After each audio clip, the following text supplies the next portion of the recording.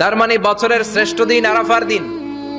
এদিন আল্লাহ এত সংখ্যক বান্দাকে একসাথে ক্ষমার ঘোষণা দেন, বছরের কোন দিন এত মানুষকে ক্ষমা করেন না। আবার শয়তান ওই দিনে এতটা লাঞ্ছিত বোধ করে, এতটা অপমান বোধ করে, বছরের কোন দিন শয়তান এত অপমানিত হয় না। এজন্য বিশ্বনবী বলেছেন খায়রুদ দুআ দুআ ও আরাফা, সবচাইতে শ্রেষ্ঠ দোয়া আরাফার দিনের দোয়া।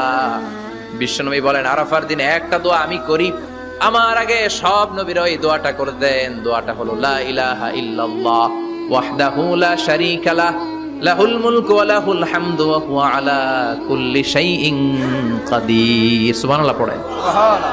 মুখস্থ আছে না দোয়াটা? এটা পড়বেন। বিশ্বনবী আরাফার ময়দানে এই দোয়াটা পড়তেন। তাহলে বোঝা গেল বছরের সব দিন সমান না। সব দিন সমান না। বছরের সবচাইতে শ্রেষ্ঠ দিন হচ্ছে আরাফার দিন। কোন দিন?